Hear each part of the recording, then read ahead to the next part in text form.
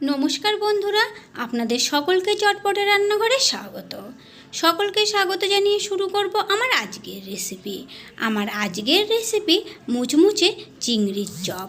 ঘরেই কিন্তু আপনারা একদম দোকান রেস্টুরেন্টের মতো চিংড়ির চপ বানিয়ে নিতে পারেন একদমই সহজ পদ্ধতিতে। তাহলে চলুন দেখে নেওয়া যাক। এখানে নিয়ে নিয়েছি আমি 10টা মাঝারি সাইজের চিংড়ি মাছ। আমি 10টা বানাবো, এই জন্য 10 পিস নিয়ে নিয়েছি। চিংড়ি মাছগুলো কেটে ধুয়ে পরিষ্কার করে নিয়েছি, খোসাটা ছাড়িয়ে নিয়েছি। পিঠে যে কালো অংশটা থাকে সেটা ফেলে দিয়েছি, লেজটা একটু রেখেছি, তাহলে চপগুলো ভাজার পরে দেখতে ভালো লাগবে। তারপর দিয়ে দিলাম একটু লবণ, 1/4 চা চামচ গোলমরিচের গুঁড়ো, আর দিয়ে দিলাম পাতিলেবুর রস। এখন চিংড়ি মাছগুলো ভালো করে মাখিয়ে নিলাম। এখন চিংড়ি মাছগুলো ম্যারিনেট করে রেখে দেবো 10 মিনিটের জন্য। তার মধ্যে পুরটা বানিয়ে রেডি করে নেব। একটা মিক্সারের জার নিয়ে নিলাম। এই জারের মধ্যে দিয়ে দিচ্ছি 150 গ্রাম ছোটো সাইজের চিংড়ি মাছ। এই চিংড়িগুলো আমি খোসা ছাড়িয়ে পরিষ্কার করে নিয়েছি। এখন এই চিংড়িগুলোর একটা পেস্ট তৈরি করে নেব। এদিকে গ্যাস অন করে একটা কড়াই বসিয়ে দিয়েছি। কড়াইতে দিয়ে দিলাম 1.5 টেবিল চামচ সর্ষের তেল। তেলটা যখন গরম হয়ে গেছে দিয়ে দিলাম 7 কোয়া রসুন কুচি কুচি করে। তারপরে গ্যাসের ফ্লেমটাকে মিডিয়ামে রেখে রসুনগুলো হালকা একটু লালচে রং করে ভেজে নেব। এখন দিয়ে দিচ্ছি 2টো মাঝারি সাইজের পেঁয়াজ কুচি। এখন গ্যাসের ফ্লেমটাকে মিডিয়ামে রেখে পেঁয়াজ কুচিগুলো লালচে রং করে ভেজে নেব। আমি এখানে 2টো পেঁয়াজ দিয়েছি, আপনারা চাইলে পেঁয়াজের পরিমাণটা কিন্তু একটু কমিয়ে দিতে পারেন। আমি একটু বেশিই দিয়েছি। তারপরে পেঁয়াজগুলো যখন ভেজে নেওয়া হয়ে গেছে তখন দিয়ে দিলাম 2টো কাঁচা লঙ্কা কুচি, আর দিয়ে দিলাম 1 চা চামচ গ্রেট করে নেওয়া আদা। আবারও 30 থেকে 40 সেকেন্ডের মতো নেড়েচেড়ে নেওয়ার পরে এখন দিয়ে দিলাম পেস্ট করে রাখা চিংড়ি মাছ।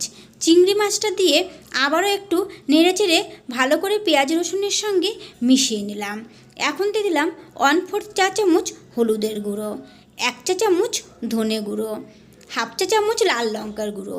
তবে ঝালটা আপনারা যে যেমন খেতে পছন্দ করেন সেটা বুঝেই দেবেন। তারপরে আবারও খুব ভালো করে ভাজা ভাজা করে নেব যতক্ষণ না চিংড়ি মাছটা একটু ভাজা ভাজা হয়ে যাচ্ছে। তারপরে দিয়ে দিলাম 2টো বড় সাইজের সেদ্ধ করে নেওয়া আলুগুলো আমি সেদ্ধ করে তারপরে ম্যাশ করে নিয়েছি। এখন আলু দিয়েও আবারও খুব ভালো করে নেড়েচেড়ে মিশিয়ে নেওয়ার পরে এখানে আমি দিয়ে দিলাম স্বাদ মতো লবণ দিয়ে এখন আলুটা খুব ভালো করে কষিয়ে নেব। প্রায় 3 মিনিটের মতো আমি আলুটা এখানে কষিয়ে নিয়েছি। এখন দিয়ে দিচ্ছি ধনেপাতা কুচিটা দেওয়ার পরে এখানে দিয়ে দিলাম 1 চা চামচ ভাজা মশলা। এই ভাজা মশলার মধ্যে আছে জিরে, ধনে, তেজপাতা, শুকনো লঙ্কা, এলাচ, দারচিনি, সমস্ত কিছু একসঙ্গে আমি ড্রাই রোস্ট করে তারপরে সেটাকে গুঁড়ো করে নিয়েছিলাম। সেখান থেকে আমি 1 চা চামচ পরিমাণে দিয়ে দিয়েছি। আর এই ভাজা মশলা দিলে কিন্তু পুরের স্বাদ অনেকটাই বেড়ে যায়। তারপরে নেড়েচেড়ে মিশিয়ে নিলাম, আর আমাদের পুরটাও কিন্তু এখন একদম রেডি। এদিকে একটা বাটিতে আমি একটা ডিম নিয়ে নিয়েছি। ডিমের মধ্যে সামান্য একটুখানি লবণ দিয়ে ভালো করে ফেটিয়ে নিলাম। এদিকে পুরটাও ঠান্ডা হয়ে গেছে। তারপরে সেখান থেকে কিছুটা পরিমাণে নিয়ে নিলাম। তারপরে হাতের তালুতে রেখে এভাবে মাঝখানে একটু ফাঁকা করে নিলাম। তারপরে ম্যারিনেট করা চিংড়ি মাছ একটা দিয়ে দিলাম। তারপরে এভাবে ভালো করে একটু বন্ধ করে এভাবে ঘুরিয়ে চপের মতো বানিয়ে নেব। তারপরে এখানে নিয়ে নিয়েছি শুকনো ময়দা। প্রথমে ময়দার মধ্যে কোট করে নিতে হবে। তারপরে যে ডিমটা ফেটিয়ে রেখেছি সেই ডিমের মধ্যে দিয়ে দিতে হবে। তারপরে ডিমের গোলার মধ্যেও খুব ভালো করে এপাশ ওপাশ করে চপটাকে ভালো করে ডুবিয়ে নিতে হবে। তারপরে দিয়ে দিতে হবে ব্রেড ক্রাম্বসকে খুব ভালো করে কোট করে চপের গায়ে লাগিয়ে নিতে হবে। তারপরে আবারও ডিমের গোলার মধ্যে দিয়ে দিতে হবে। তারপরে আবারও দিয়ে দিচ্ছি ব্রেড ক্রাম্বস। আমি এখানে ডবল কোট করছি। ময়দাটা একবার দিলাম আর ব্রেড ক্রাম্বস আর ডিমের গোলাটা দুবার দিয়েছি। তো এভাবেই কিন্তু একটা চপ আমার এখানে তৈরি করে নেওয়া হয়ে গেল। তারপরে আরও একটা চপ আমি তৈরি করে নিয়েছি। দেখুন, ঠিক একইভাবে প্রথমে ময়দার মধ্যে কোট করে নেওয়ার পরে দিয়ে দিলাম ডিমের গোলা থেকে তোলার পরে দিয়ে দিলাম ব্রেড ক্রাম্বসে। আপনারা এখানে সিঙ্গেল কোটও করতে পারেন, তবে ডবল কোট করলে কিন্তু চপগুলো ভীষণই মুচমুচে হয়।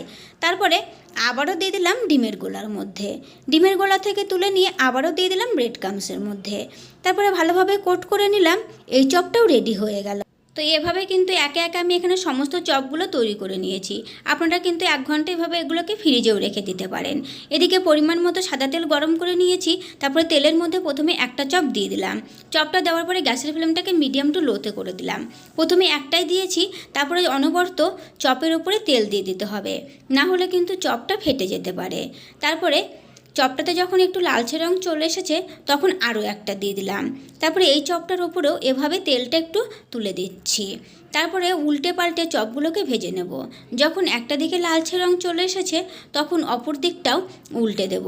আর এভাবে একটু সময় নিয়ে উল্টে পাল্টে একদম লালচে রং করে এই চপ দুটোকে কিন্তু আমার এখানে ভেজে নেওয়া হয়ে গেছে। তারপরে চপ দুটো তেল ছেঁকে তুলে নিলাম। তারপরে আবারও দুটো চপ দিয়ে দিয়েছি। ঠিক একইভাবে এই চপগুলো উল্টে পাল্টে লালচে রং করে ভেজে নিয়েছি। আমাদের এই মুচমুচে চিংড়ি মাছের চপগুলো পরিবেশন করার জন্য এখন একদম রেডি। আমি একটু টমেটো সস, কাসুন্দি আর একটু সালাড দিয়ে দিয়েছি। এভাবে খেতে কিন্তু দারুণ লাগে। আপনারাও এভাবে সহজ পদ্ধতিতে ঝটপট বাড়িতে বানিয়ে নিন চিংড়ি মাছের চপ।